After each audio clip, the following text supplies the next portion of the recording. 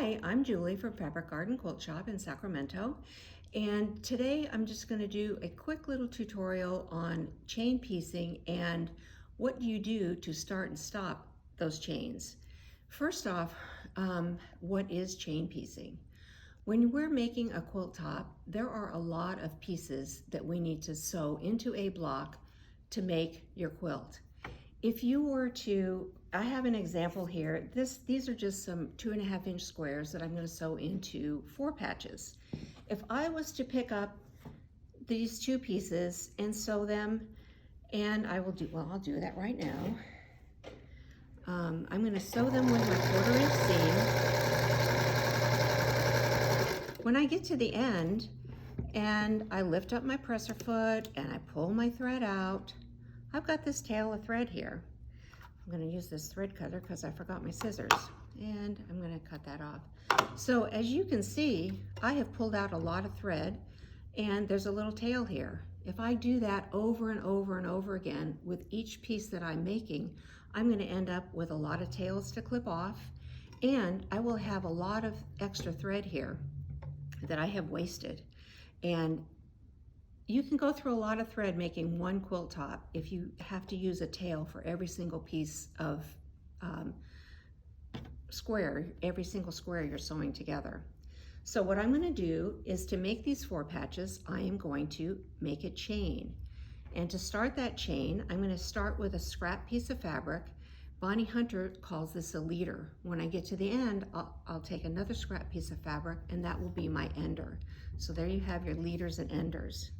So I'm going to take this and I'm just going to sew just a little bit, and I'm going to sew off 3 or 4 stitches. And I'm going to take my 2.5-inch square and I'm going to sew my 1/4-inch seam. And again, I'm going to sew off of that 3 or 4 stitches.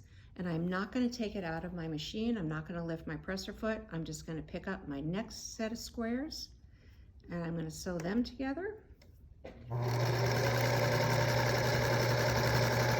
Again, not taking it out of the machine. I'll get to my next piece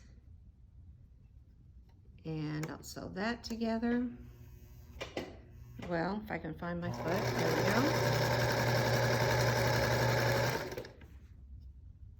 go. And I don't need to do one more. And I can take my scrap piece of fabric that was my leader. I'm going to put it back under my foot, and that's now my ender. And now I have a chain of fabric.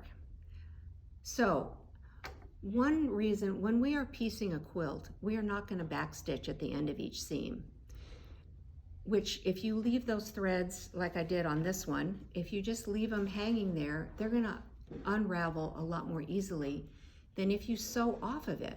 When you sew off your fabric, I don't know if you can see that, the bobbin thread and the needle thread are going to twist together. When you snip those apart, they will stay twisted, which will prevent your seam from unraveling. I have this little blade saver, which we all have rotary blades that are no longer good for cutting your fabric. But that doesn't mean they're not still sharp enough to cut thread. So you can just take that blade saver and just go down your chain and cut your fabrics apart. And now I have my 2 pieces of fabric here for my 4-inch square, for my 4 patch. And I can just sew those together. I would take this to the ironing board and iron it, but for the sake of time, I'm not going to. So I'm just going to sew that together, and I'm going to sit down to my machine and I will stitch that seam together. I always have a leader or an end, well, I guess I have an ender in my machine. I never take it out, so that anytime I'm sitting down at my machine and I'm ready to sew, I can just sew with that.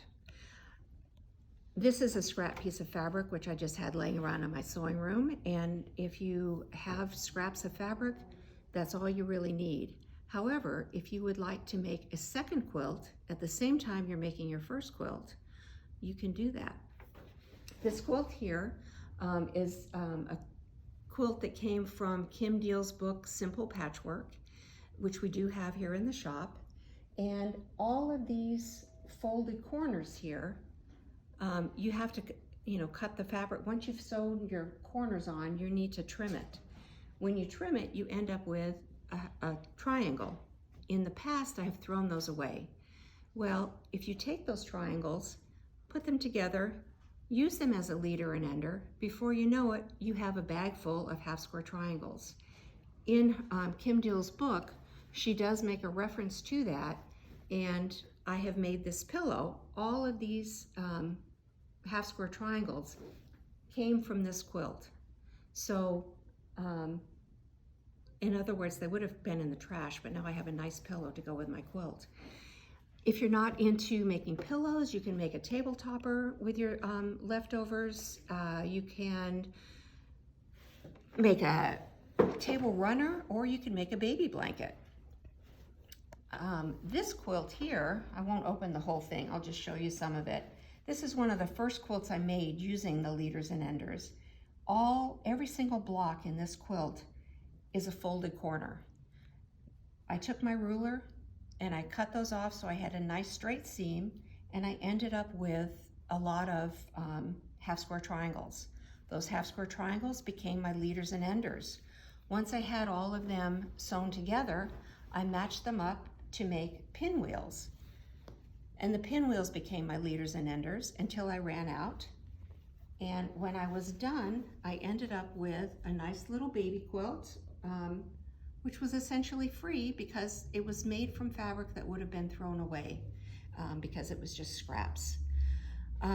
Another one that I have started, which is very ambitious. If you can see this quilt over here in the corner, the circa 1880 quilt, Carol Ann made that quilt. And I believe there's 580 2.5 inch 9-patch squares. I am also making that quilt. However, I am not as ambitious as Carol Ann, and I did not want to sit down and sew it all at once. So I have a box full of scraps that I have cut to the appropriate size. And when I need a leader or an ender, I can just reach into the box, and here I have one that I've started, and I pull out the ones I need. Once I get the sashing done and the center, I can put it together. I can put my pins in so I can match up the seams appropriately. And I'm gonna put that in my machine, and I'm gonna just stitch that.